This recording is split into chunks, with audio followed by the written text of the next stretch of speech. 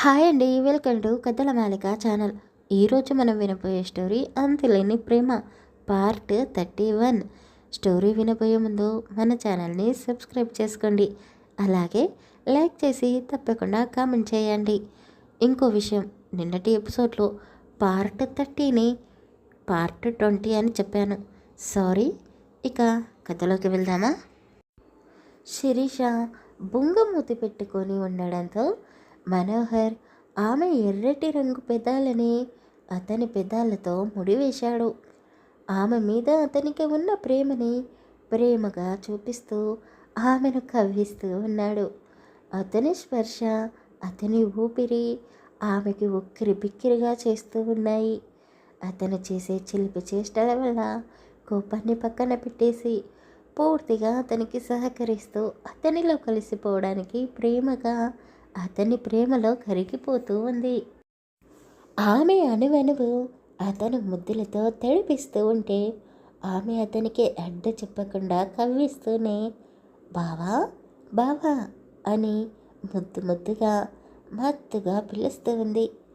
ఇద్దరి శరీరాల మధ్య గాలి కూడా చొరబడనంతగా హత్తుకొని ఒకరి కళ్ళలోకి ఒకరు కళ్ళు పెట్టి చూస్తూ వాళ్ళ మధ్య ఉన్న కోపతాపాల ప్రేమని కళ్ళతోనే వాదించుకుంటూ ఉన్నారు. అతని గుండెని శిరీష ఆమె తలగడలా చేసుకొని హాయిగా నిద్రపోతూ ఉంది. ఆమె కౌగిలి అతనికి దుప్పటిలా మారిపోయింది. మనోహర్ కౌగిలి నుండి శిరీష దూరం జరుగుతూ ఉంది, కానీ అతను వదలకుండా గట్టిగా అలాగే పట్టుకొని ఉన్నాడు. అయ్యో బావా, రాత్రంతా చేసిన అల్లరి సరిపోలేదా? నన్ను వదిలేసేయ్, నేను వెళ్ళాలి అని శిరీష అతని ఛాతిపై వేలితో ముగ్గు వేస్తూ అన్నది. ఇంత పొద్దున్నే లేచి ఏం చేస్తావే? ఇంటి నిండా పని వాళ్ళు ఉన్నారు కదా, వాళ్ళు చూసుకుంటారు, నువ్వు నన్ను చూసుకో చాలు అని అతను కుంటిగా అన్నాడు. రాత్రి నుండి తెల్లవారే వరకు నిన్నే చూస్తూ ఉన్నాను కదా, ఇక వదులు. వదలను. ఏం చేస్తావే? అయినా నీ మీద నాకు ప్రేమ లేదు అని ఈ మధ్య నాతో వాదిస్తూ గొడవ పడుతూనే ఉన్నావు కదా, అందుకే ఈరోజు నిన్ను వదిలిపెట్టాను. నేను కూడా ఈ గది దాటి బయటికి వెళ్ళను అని మనోహర్ అనగానే శిరీష కళ్ళు పెద్దగా చేసి ఏంటి ఏమంటున్నావు? అంటే ఈ రోజంతా నువ్వు ఇంట్లోనే ఉంటావా? వద్దు బాబు వద్దు, నిన్ను తట్టుకోవడం నా వల్ల కాదు అని శిరీష అనగానే అతను నవ్వుతూ పర్వాలేదు, మరీ నేను అంత రౌడీలా బిహేవ్ చేయనులే అంటూ ఆమెను అతని పైకి లాక్కున్నాడు.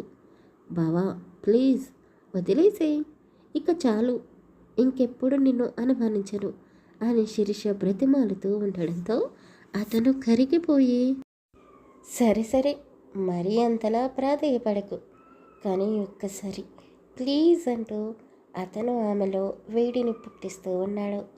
కొద్దిసేపు శిరీష అతని ప్రేమలో కళ్ళు మూసుకొని ఉండిపోయింది. అంతలోనే ఆమెకు ఏదో గుర్తుకు రావడంతో టక్కున కళ్ళు తెరిచి ఎదురుగా ఉన్న మనోహర్ని పక్కకి నెట్టేసి బావా నాకు చాలా పని ఉంది, ఏదైనా ఉంటే ఈరోజు నైట్ చేసుకుందాం, ఇక చాలు అంటూ అతనికి దొరకకుండా వాష్రూమ్లోకి దూరిపోయింది. శిరీష డోర్ తీసుకొని బయటికి రాగానే మనోహర్ ఆమెనే చూస్తూ ఆమె తడి శరీరాన్ని అతని శరీరంతో తుడిచేశాడు. ఆమె కురులని అతనే ఆరబెట్టాడు. అందంగా రెడీ అవుతున్న శిరీషని కనురెప్ప కొట్టకుండా చూస్తూ ఉన్నాడు. ఏంటి బావా, ఎందుకు అలా చూస్తున్నావు అని శిరీష అతని చూపులని తట్టుకోలేక అడిగేసింది.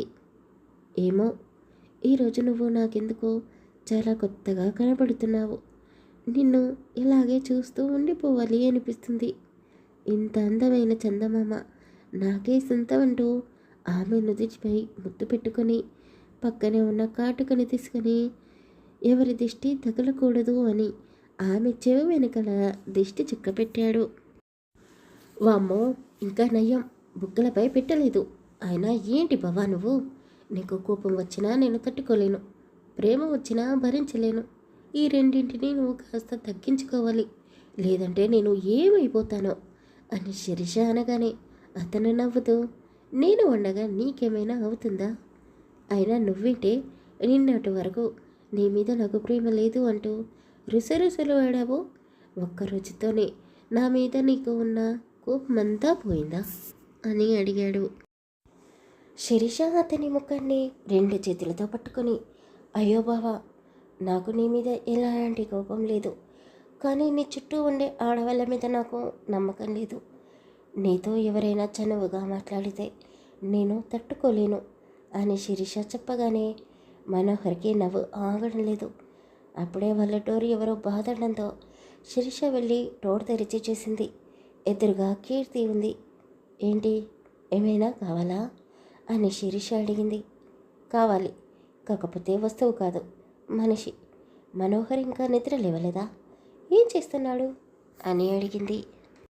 కీర్తి గొంతు వినగానే మనోహర్ బయటికి వచ్చి, హాయ్ కీర్తి, గుడ్ మార్నింగ్ అని ప్రేమగా పలకరించాడు. కీర్తి అతన్ని చూడగానే, వావ్, వాట్ ఏ బాడీ, నువ్వు జిమ్ చేస్తావా అని అడిగింది. కీర్తి అలా అడగగానే శిరీష మనోహర్ వైపు కోపంగా చూసింది. మనోహర్ అతని శరీరం వైపు చూసుకుని, అయ్యయ్యో, నేను షర్ట్ వేసుకోలేదా, సారీ, ఇప్పుడే ఫ్రెష్ అయ్యి వస్తాను అంటూ శిరీష వైపు చూస్తూ బాత్రూంలోకి వెళ్ళిపోయాడు. ఆయన వస్తారు, ఇక పద అని శిరీష అనగానే కీర్తి కూడా శిరీషతో పాటు హాల్లోకి వచ్చింది. మనోహర్ స్నానం చేసుకొని అద్దం ముందు నిలబడి తల దువ్వుకుంటూ, ఒరే మనోహర్, ఏం చేసావురా? అసలే శిరీషకి కీర్తి అంటే నచ్చడం లేదు. తన ముందే షర్ట్ లేకుండా బయటికి వచ్చాను. ఆ పిల్లకేమో నా బాడీ షేప్ నచ్చేసి వావ్ అన్నది.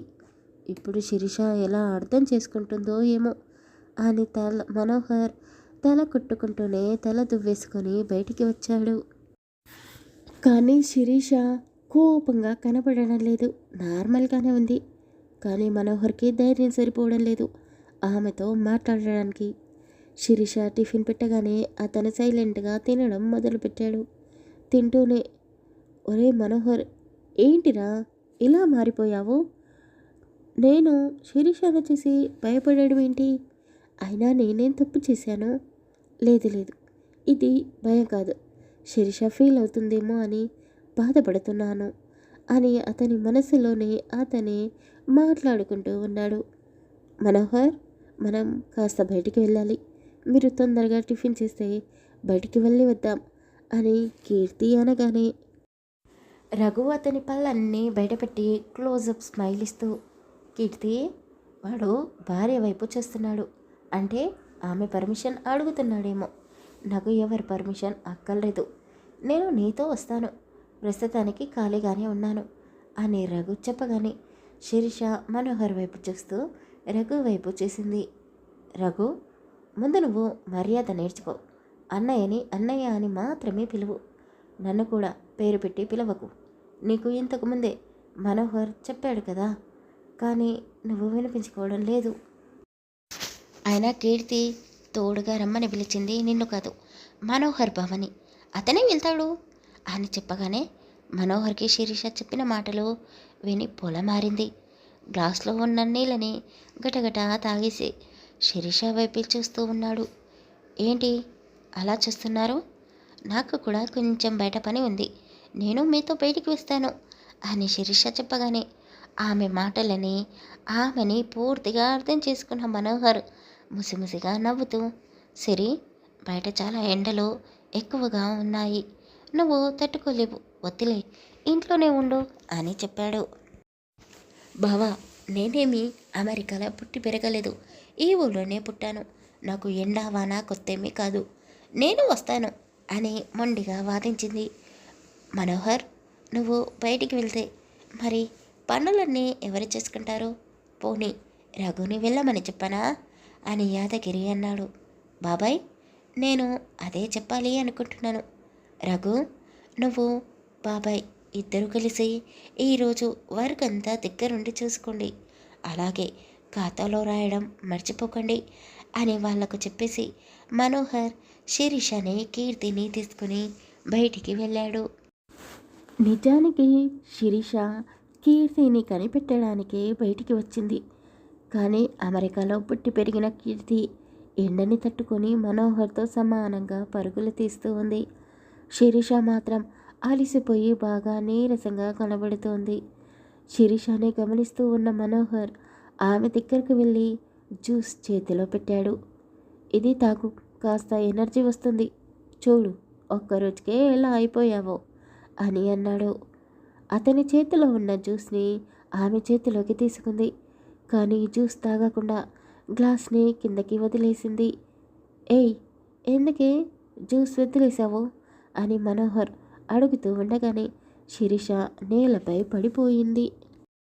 ఈ రోజుకి స్టోరీ ఇంతేనండి. చాలామంది మన ఛానల్ని ఫాలో అవుతున్నారు, కానీ సబ్స్క్రైబ్ మాత్రం చేసుకోవడం లేదు. ప్లీజ్ చేసుకోవచ్చు కదా. ఇక స్టోరీ మీకు నచ్చితే లైక్ చేసి కామెంట్ చేసి అలాగే సబ్స్క్రైబ్ కూడా చేసుకోండి. Thank you for listening. Bye bye.